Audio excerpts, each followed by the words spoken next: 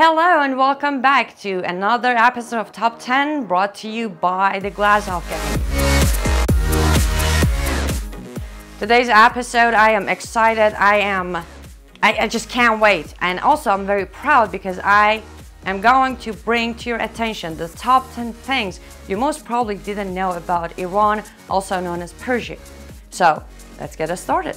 On our number 10, okay, this one has to be here even if you knew about it because I am absolutely a cat lover. So yes, I am talking about the Persian cat.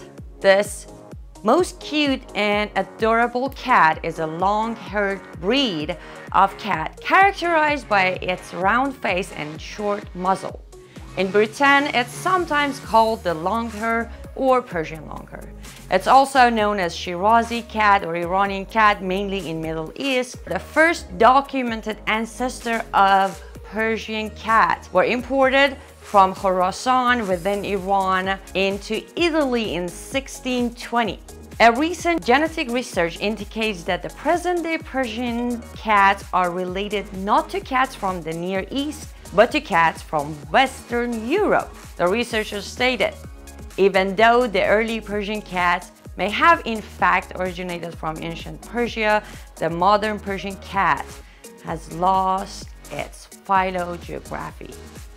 So, even though today's Persian cats may not be as pure, but well, we do have Persian cats and I personally love them very much. On our number 9, I'm sure most of you are familiar with this one. It's the Persian rug. Persian carpets were first mentioned around 400 BC by the Greek author Xenophon in his book. Xenophon describes Persian carpet as precious and worthy to be used as diplomatic gifts. It's unknown if these carpets were pile woven or produced by another technique, flat weaving or embroidery, but it is interesting that the very first reference to Persian carpets in the entire history already puts them into a context of luxury, prestige, and diplomacy. And to this very day, if you are familiar with rug, Iranians are still producing the best quality, the stunning design, and the most unique style of rugs. On our number 8, it's the stunning Persian miniature painting. A Persian miniature is a richly detailed miniature painting which reflects religious or mythological themes from the region of the Middle East, now known as Iran. The art of miniature in Persia literally flourished from the 13th century to 16th century and continues to this very day with several contemporary artists producing notable Persian miniatures. Now on our number 7, it's what you all know, I'm pretty sure most of you might even love it, known as Shiraz wine. This wine was historically produced around the city of Shiraz in Iran by the 9th century. The city of Shiraz had already established a reputation for producing the finest wine in the Middle East and was Iran's wine capital. The export of Shiraz wine to India by European merchants was in the 17th century and it has been documented. However, to this day, at the moment, in modern Iran, which is the Islamic Republic of Iran, no Shiraz wine is officially produced, or any wine for that matter.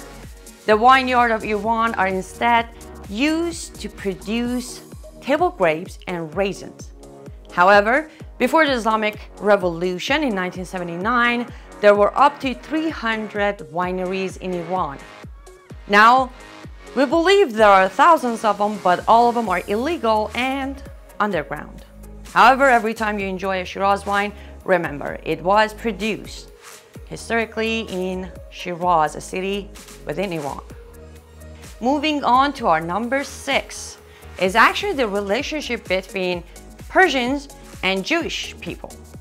At the moment, to this day, Islamic Republic of Iran represents Iranians as a bunch of people who hate Israeli and Jewish people. Well, we don't. Cyrus the Great, king of Persia, when he did conquer Babylon, he released all the Jews and actually allowed them to return to rebuild their holy city. Moving on to our number 5. Actually, hijab was banned in Iran on January 8, 1936. Pro-Western ruler of Iran, Reza Shah Pahlavi, decided to ban hijab from Iran. He was criticized even by British consul in Tehran, who stated that next to their daily bread, what affects the people most widely is what touches the code of social habit that, in Islam, is endorsed by religion. However, he tried to push and push and push. Unfortunately for people like me, fortunately for some other people, the ban was removed gradually, but well, he did manage to ban it for a while. Now on our number 4, it's about the language of Iran. What you know of today as Farsi is not actually the original language of Iran. It used to be called Parsi, which came from Pars. However, after the invasion of Iran by Arabs, it basically changed into Farsi because Arabic language does not have the alphabet P. That aside, the second thing about language of Iran is almost 85% of Iranians are bilingual because over 14 provinces in Iran actually have their own secondary language. And now on our number 3, Persepolis.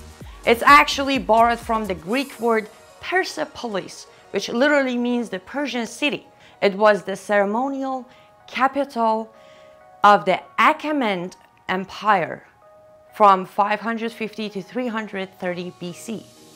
The earliest remains of Persepolis date all the way back to 515 BC. It exemplifies the style of architect back in that time.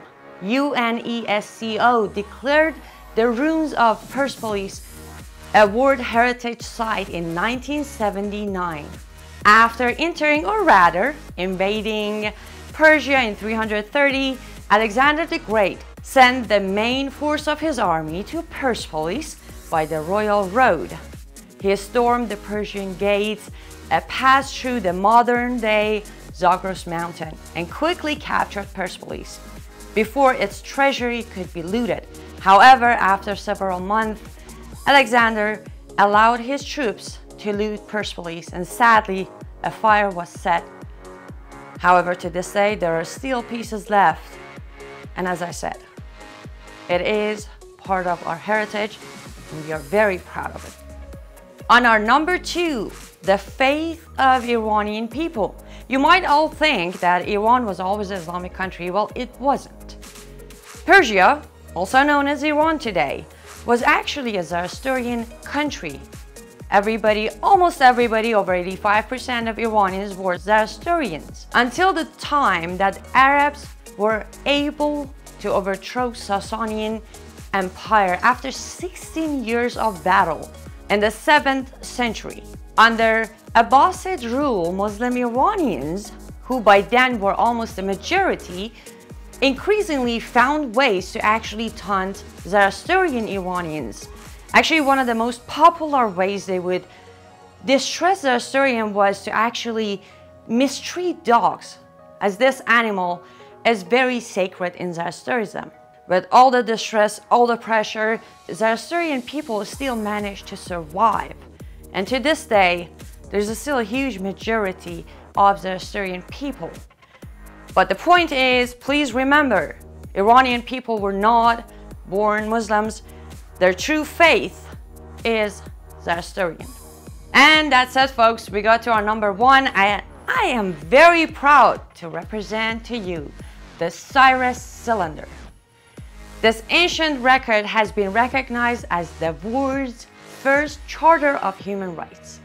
It is translated into all 6 official languages of the United Nations, and its provisions parallel the first 4 articles of the Universal Declaration of Human Rights.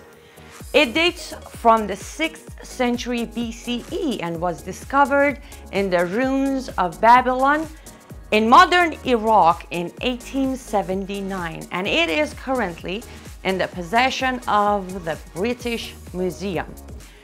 We may not have so much as human rights in Islamic Republic of Iran today. But don't forget, the human rights was originated from Iran, written by Cyrus the Great, king of Persia. And that is gonna be it for today. I hope you enjoyed this episode as much as I did. As I said at the beginning, I was excited, I still am. It was a very, very proud episode for me. Please do some more study about Iran, Persia, not just because it's Islamic today, but we have beautiful culture, beautiful music, beautiful art, and most importantly, beautiful people. Next week, same time, same channel, I will bring you more top 10. Goodbye.